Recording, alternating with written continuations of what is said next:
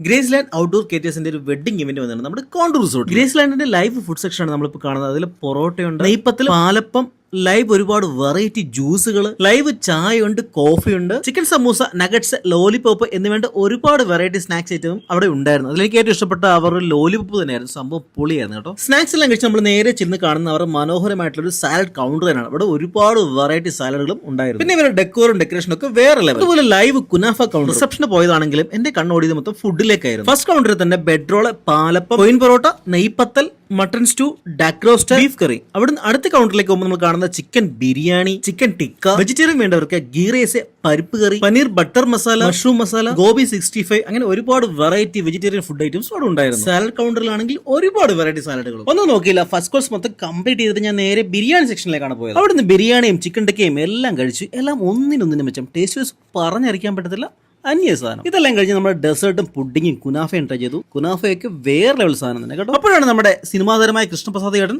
ആസ്വദിച്ച് ഫുഡ് കഴിക്കുന്നത് കണ്ടത്. പിന്നെ ഇവന്റിലെ ലൈവ് വയലിൻ പെർഫോമൻസും ഫാമിലി മെമ്പേഴ്സിന്റെയും പയ്യന്റെയൊക്കെ ഒരു വൈറൽ പെർഫോമൻസും ഒക്കെ അടിപൊളി. വ്യത്യസ്ത ഫുഡുകൾക്കും വെറൈറ്റി പെർഫോമൻസുകൾക്കുമായി ഗ്രേസ് ലാൻഡ് ഇവന്റ്സ് നമ്മുടെ കാറ്ററിംഗ് ചെയ്തത് ഗ്രേസ് ലാൻഡ് കാറ്ററിംഗ് ആയിരുന്നു. വളരെ നല്ല ഫുഡായിരുന്നു. ഷാജികൾ ഭയങ്കര കോപ്പറേറ്റീവ് ആയിരുന്നു. നമ്മൾക്ക് ഫുൾ ടൈം ആൾ കൂടെ തന്നെ ഉണ്ടായിരുന്നു. മെയിൻ കോഴ്സ് ഒക്കെ ഞാൻ കഴിച്ച എല്ലാം വളരെ നല്ലതായിരുന്നു.